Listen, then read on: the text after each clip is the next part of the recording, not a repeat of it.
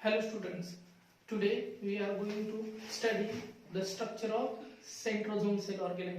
तो स्टूडेंट आज हम structure of centrosome cell organelle को पढ़ने वाले हैं। तो देखिए structure of centrosome cell organelle के बारे में जो हमने बात की थी, तो यह डायग्राम में देखिए सेंट्रोसोम जो सेल ऑर्गेनेल है वो दो कंपोनेंट से बना हुआ है। That is one is the centrosphere and another one is the centriole. What is the centrosphere? Centrosphere, what we have discussed, that a dense cytoplasmic material which is present surrounding to the pair of centriole, that is called centrosphere। यानी pair of centriole के surrounding में जो dense cytoplasmic material होता है उसको नाम दिया था हमने centrosphere। This centrosphere is also called as a gynoplasma और साइटोसेंट्रम और पेरीसेंट्रियोलर मटेरियल। इसी सेंट्रोस्फीयर को अलग अलग नाम है, इसको साइटोसेंट्रम कहते हैं, इसको गाइनोप्लाज्मा कहते हैं या पेरीसेंट्रियोलर मटेरियल कहते हैं। Now within that pericentriolar material there is a presence of pair of centrioles. उसी के अंदर क्या है? पेयर ऑफ सेंट्रियोल्स है। And this pair of centrioles we know that they are called diplosomes. इसी centrioles को क्या कहा जाता है? डिप्लोसोम। अब ये जो सेंट्रियोल्स है देखिए सेंट्रोसोम के अंदर they are present perpendicular to each other making the angle of, यानी ये दोनों एक दूसरे को परपेंडिकुलर है and they are at the angle of 90 degree making the angle of 90 degree। यानी ये जो दो सेंट्रियोल्स होते हैं ये परपेंडिकुलर है, right angle to each other है, making the angle of 90 degree. Now we have to focus on the structure of centriole. हमें किसके ऊपर फोकस करना है? स्ट्रक्चर ऑफ सेंट्रियोल के ऊपर फोकस करना है। Now this centriole structurally each centriole has a cart wheel like organization। यानी हर सेंट्रियोल में का जो ऑर्गेनाइजेशन होता है वो कैसा होता है? Cart wheel organisation. और यानी इसका जो स्ट्रक्चरल ऑर्गेनाइजेशन है जो हमारी बैलगाड़ी होती है उसका जो व्हील होता है उसके जैसे होता है। तो ये बैलगाड़ी के व्हील के जैसे इसका स्ट्रक्चरल अरेंजमेंट कैसा है वो हमें देखना है। तो ये cart wheel organisation made up of, each centriole is made up of 9 peripherally placed microtubular triplet. So 9 microtubule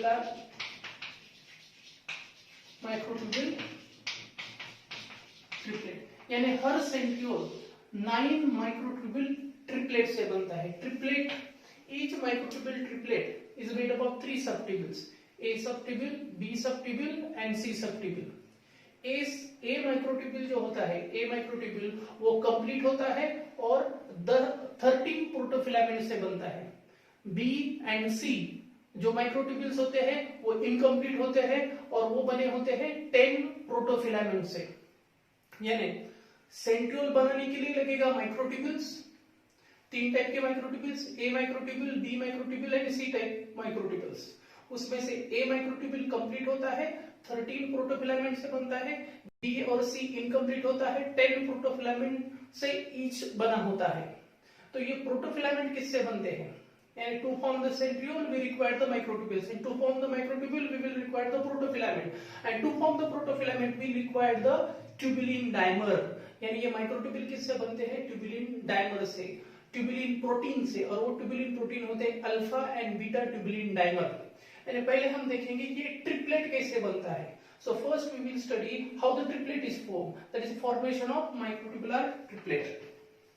तो देखिए अभी जो हमने कहा कि पहले हमें प्रोटोफिलामेंट्स बनाने पड़ेंगे और प्रोटोफिलामेंट्स बनाने के लिए हमारे पास में क्या होता है? हमारे पास में होता है ये ट्यूबुलिन प्रोटीन का डाइमर, ये alpha beta alpha beta alpha beta. So this is the tubulin dimer. So this we call tubulin dimer. अब ये ट्यूबुलिन डाइमर पॉलीमराइजेशन के अंदर जाता है। ट्यूबुलिन डाइमर पॉलीमराइजेशन के अंदर जाता है और इससे बनता है ये प्रोटोफिलामेंट। क्या बनता है? प्रोटोफिलामेंट। तो आप देख सकते हैं इसमें ये प्रोटोफिलामेंट है, alpha beta alpha beta alpha beta alpha beta alpha beta alpha beta. तो ये बन गया स्ट्रक्चर, इसे हम कहेंगे प्रोटोफिलामेंट। और ये प्रोटोफिलामेंट ज्वाइन होते हैं और उससे बनता है microtubule, hollow microtubule. Microtubule centrally hollow होता है, देखिए ये protofilament,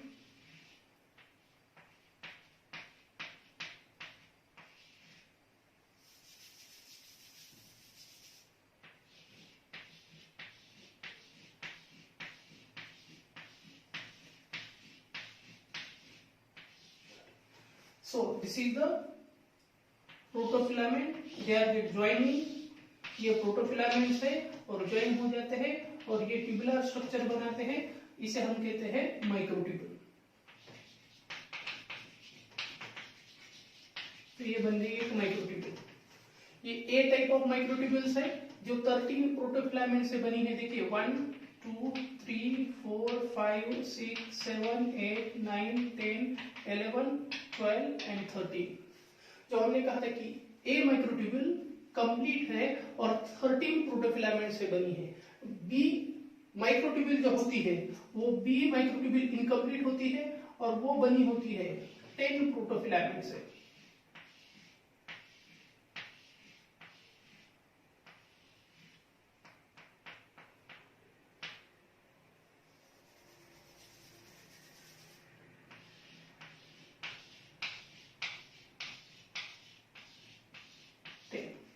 So this is called B microtubule, and this B microtubule is incomplete and made up of 10 protofilament. C microtubule is also incomplete. It is attached to the B subtubule and it is also made up of 10 protofilaments. So this leads to the formation of triplet. So this is a microtubule triplet. तो इस तरह से microtubule triplet बन गए। तो ये microtubule triplet एक बनने के लिए alpha beta tubulin dimer polymerise होते हैं, प्रोटोफिलामेंट होते हैं। ये प्रोटोफिलामेंट बन के एक सिलिंड्रिकल स्ट्रक्चर बनता है, उसे माइक्रोट्यूब्यूल बनते हैं। 3 टाइप के माइक्रोट्यूब्यूल है, A B and C. A microtubule is a complete made up of 13 protofilament, B is incomplete made up of 10 protofilament and B is attached to the A subtubule. Then C subtubule is also incomplete made up of 10 protofilament attached to the B subtubule to form a triplet. So this we can be explained with the help of model. Now this we can explain with the help of model. ये जो structure है हम model की help से explain कर सकते हैं। तो कैसे, देखिए ये जो हम दिखा रहे ये क्या है, ट्यूबुलिन डायमर है, यानी ये अल्फा ट्यूबुलिन बीटा ट्यूबुलिन, जैसे हमने यहाँ पे डायग्राम में दिखाया था alpha and beta tubulin.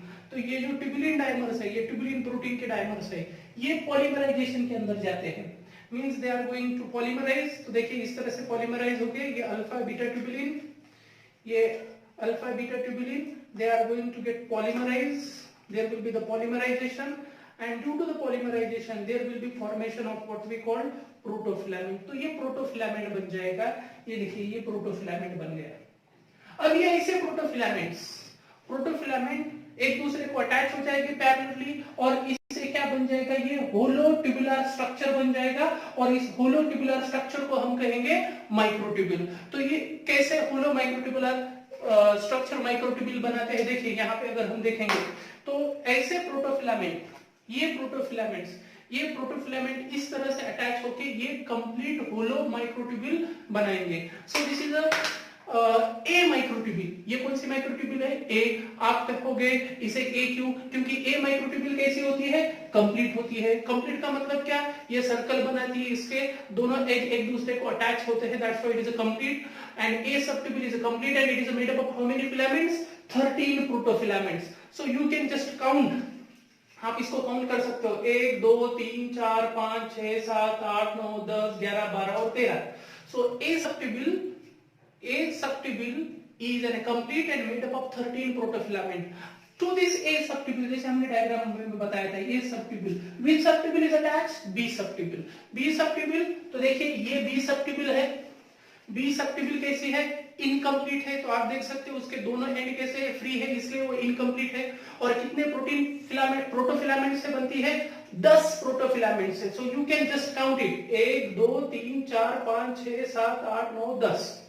So B subtubule is incomplete and it is made up of how many protofilament, 10 protofilaments and this B subtubule is attached to the A subtubule. A subtubule को attach होती है, तो देखिए आप देख सकते हो यहाँ पे it is going to attach to the A subtubule.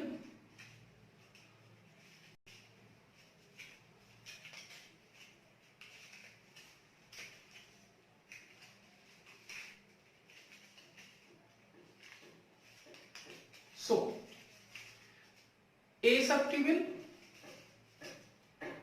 and this B subtubule is attached to the A subtubule and these 2 to 3 protofilaments are shared by the A microtubule and B microtubule. उसके बाद में देखिए according to this diagram this is the C subtubule. C subtubule is also incomplete and it is made up of how many protofilament? 10.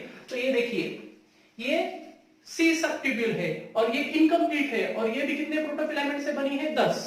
और ये B subtubule attach होती है, C subtubule attach होती है B subtubule को, तो देखिए ये C subtubule is getting attached to the B1, B से अटैच हो जाती है and there is a formation of this triplet और ये बन गया आपका ट्रिपलेट जो डायग्राम में हमने यहाँ पे ऐसे रिप्रेजेंट किया है, तो ये बन गया triplet. So each triplet is made up of how many subtubules? 3 subtubule. A subtubule which is A subtubule it is a complete made up of 13 protofilaments. B subtubule is incomplete made up of 10 protofilament and B subtubule is attached to the A subtubule. Then C subtubule is also incomplete made up of 10 protofilament and C subtubule attached to the B subtubule to form a triplet of the centriole. तो ये बन गया microtubular triplet of the centriole. इस तरह के 9 peripheral microtubular triplet होते हैं एक सेंट्रियोल के अंदर. अब इस ट्रिपलेट को हम इस मॉडल में रिप्रेजेंट करने वाले हैं, यानी अगर हम कंसीडर करेंगे ये ट्रिपलेट कैसे प्रेजेंट होता है, तो देखिए इस तरह से 1 2 3 4 5 6 7 8 9 ऐसे 9 तरह के ट्रिपलेट रहेंगे. 9 triplets are there peripheral triplet. और इसको हम इस मॉडल में रिप्रेजेंट करने वाले हैं ये छोटे ट्रिपलेट से with the help of this small triplet. This model we are going to represent by this small triplet. In this small triplet, अब ये small triplet में भी देखिए A subtubule complete है 13 protofilament, B subtubule incomplete है 10 protofilament से attached to the A subtubule. C subtubule is also incomplete, it is made up of 10 protofilament and attached to the B subtubule to form a microtubular triplet. तो ये microtubular triplet बन गया. तो ऐसे कितने triplet हो गए? 9 पेरिफेरल ट्रिपलेट. तो ये सेंट्रियोल कैसे बनता है इस मॉडल के अंदर हम डिस्कस करेंगे. ये मॉडल बना के दिखाएंगे कि सेंट्रियोल बनता कैसे है. Because we know that centriole has a cartwheel like organisation. So how this cartwheel like organisation is get form. ये कार्टविल लाइक ऑर्गेनाइजेशन होता है सेंट्रियोल का. और ये कार्टविल लाइक ऑर्गेनाइजेशन कैसे बनता है? We will represent by preparing this model of centriole. तो देखिए ये है 9 peripheral triplet. Now we are going to attach on this model. तो देखिए हम इसको अटैच कर देते हैं. देखिए एक माइक्रोट्यूबुल ट्रिपलेट, ये second microtubule triplet, this is the third microtubule triplet, this is the fourth microtubule triplet, this is the fifth microtubular triplet, this is the sixth microtubular triplet,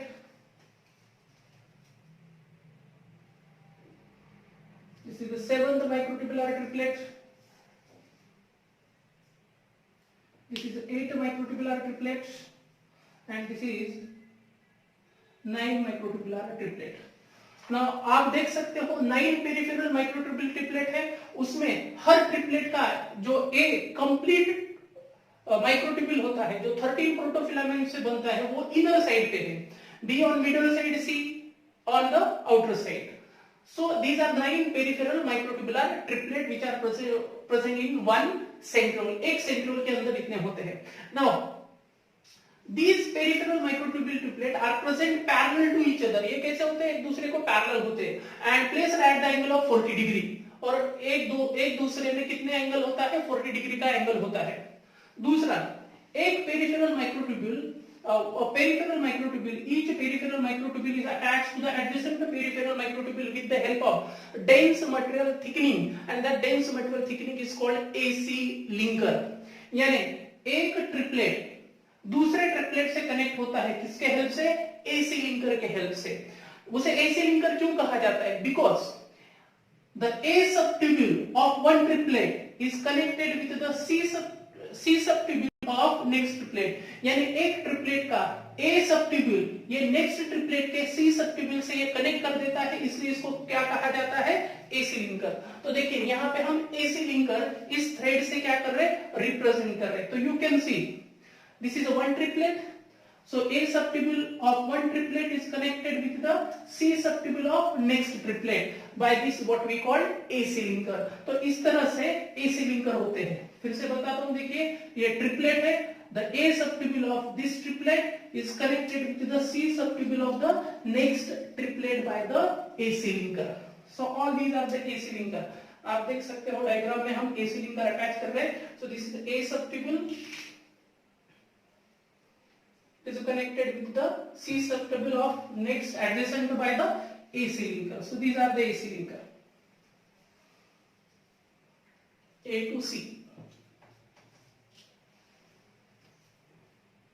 तो ध्यान से देखिए, this is the A subtubule, this is A subtubule of one triplet, and this is the C subtubule of next triplet connected by this AC linker.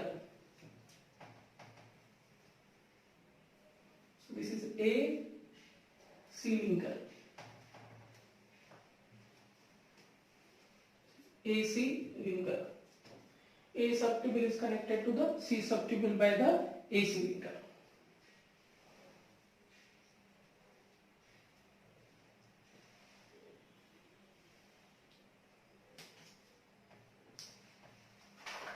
So ये हो गई तो peripheral बात. So each centriole consists of 9 peripheral triplet. Each triplet, these triplets are present parallel to each other and they are placed at the angle of 40 degree. Then A subtubule of each triplet is connected to the C. A subtubule of one triplet is connected to the C subtubule of next triplet with the help of AC linker. AC linker के help से ये connect होता है. Now when we observe the in the center of the centriole, जब हम centriole के center में observe करते हैं, so in the center microtubules are absent. centriole के center में microtubules क्या होते हैं? absent होते हैं. तो वहां पे क्या present होता है? So in the center there is a presence of proteinaceous hub. यानी centriole के center में proteinaceous hub होता है. So this is a proteinaceous hub. We are going to stick here. देखिए ये हो गया hub, presence of hub. Now from this hub 9 radial spoke originate. इस हब से 9 रेडियल स्पोक क्या होते हैं? पेरिफेरल साइड में रेडिएट होते हैं. तो देखिए these are the radial spoke. We are going to stick one by one. ये रेडियल स्पोक है, इसको हम कनेक्ट करने वाले हैं. तो देखिए ये पहला radial spoke, first radial spoke, ये second one, third, fourth, fifth, sixth,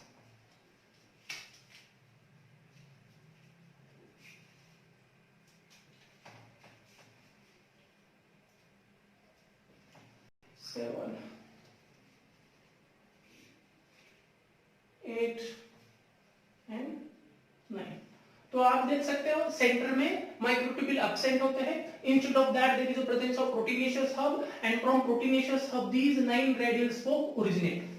Now each radial spoke is connected with the dense material thickening, and that dense material thickening is called X body or foot. यानी ये radial spoke जो होते हैं, each radial spoke एक dense material के thickening को जाके connect होते हैं, और उस डेंस मटेरियल ऑफ थिकनिंग को क्या कहा जाता है? एक्स बॉडी और फुट.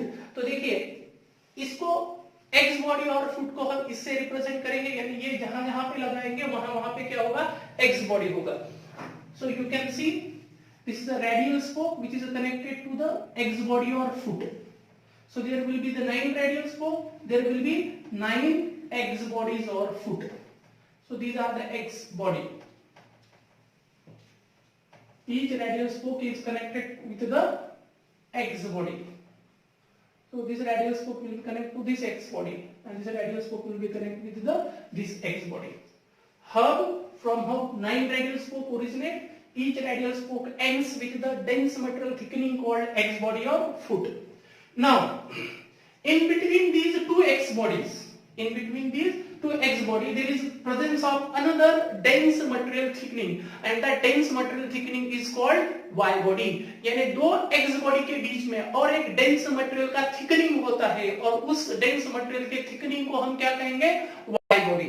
हम इस Y body को इस स्ट्रक्चर से रिप्रेजेंट करने वाले हैं. आप देख सकते हो ये Y body है, हम यहाँ पे रिप्रेजेंट करें, यहाँ पे कनेक्ट करें. देखिए, so in between two X body there is a presence of Y bodies. तो ऐसे 9 Y bodies रहेंगे. So in between X there is a presence of this Y bodies.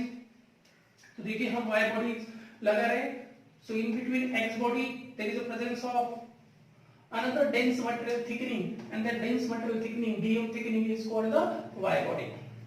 अब ये Y body किसको अटैच होती है, वो भी एक इंपॉर्टेंट थिंग है. तो देखिए हमने कहा in between the two X body another dense material thickening is present, and that is called the Y body. This Y body is connected to, किसको कनेक्ट होती है? This Y body is connected to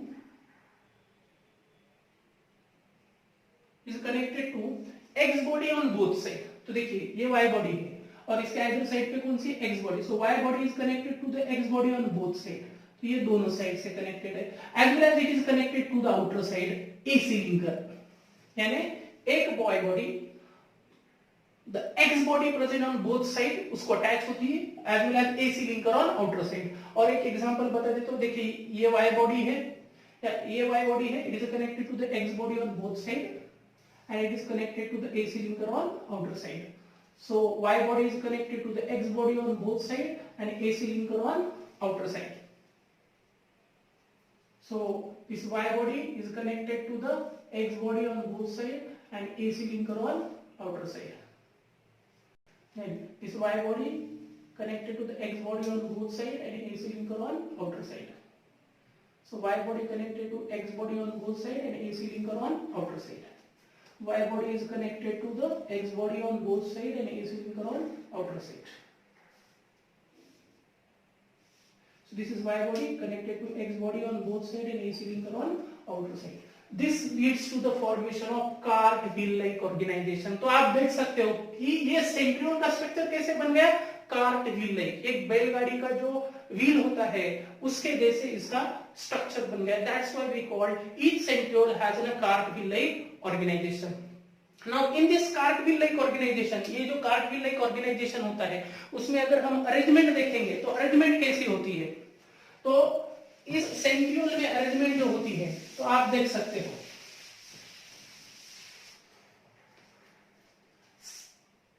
इसमें peripheral side को triplet है. कितने triplet है? 9 peripheral triplet है. सो peripheral 9 microtubule triplet, इसलिए 9. और अगर हम सेंटर की बात करेंगे तो आप सेंटर में चले जाइए. सेंटर में माइक्रोट्यूब्यूल क्या होती है? एब्सेंट होती है, और उसके बजाय क्या होता है? Proteinaceous hub. So microtubule absent in centre, तो उसको रिप्रेजेंट करेंगे 0.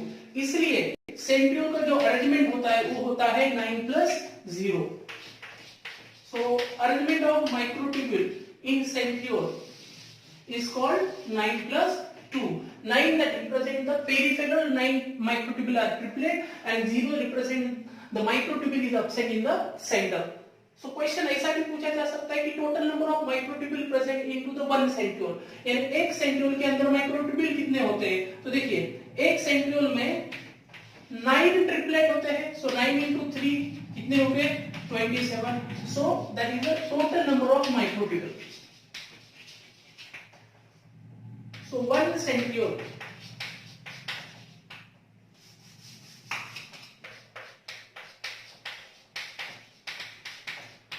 Centriole is made of how many microtubule 27। और ये कैसे कैलकुलेट किया, ये पेरिफेरल जो ट्रिपलेट होते हैं वो 9 होते हैं और एक इसमें 3 माइक्रोट्यूब्यूल होते हैं, इसलिए 9 into 3 is equal to 27 microtubule. अभी उसके बाद में देखिए ये जो सेंट्रियोल होता है, each centriole is surrounded by pericentriolar satellite, or it is also called crown, or it is also called maculus। यानी हर सेंट्रियोल के सराउंडिंग में डेंस मटेरियल थिकनिंग होता है और उस डेंस मटेरियल थिकनिंग को कहा जाता है क्राउन, और इट इज कॉल्ड द मैक्यूली, और it is also called pericentriolar satellite. तो ये पेरीसेंट्रियोलर सैटेलाइट किससे बना होता है? Pericentriolar satellite it is made up of 9 rounded thick bodies, and that 9 rounded thick bodies are called spheroid or corpuscle। ये जो pericentriolar satellite होता है, क्राउन जो होता है, वो मैक्यूलस जो होता है, वो किससे बना होता है? 9 राउंडेड थिक मटेरियल से होता है, डेंस मटेरियल थिकनिंग से होता है, और उसको हम क्या कहेंगे? स्फीरॉइड और कॉर्पस्कल। इस स्फीरॉइड और कॉर्पस्कल को हम रिप्रेजेंट करने वाले हैं इस स्ट्रक्चर के, और वो जहां पे होता है उसको वहां पे अटैच कर देंगे। तो देखिए ये dense material thickening 1 2 3 4 5 6 7 8 and 9। So this is formed the pericentriolar satellite। इसको कहेंगे pericentriolar satellite, और इसे कहेंगे crown, और इसे कहेंगे maxillary, and it is made up of this dense material। Thickening होता है, राउंडेड शेप होता है, उसे कहेंगे हम स्फीरॉइड और corpuscle. So this is a cartwheel like organization of each centriole। Thank you।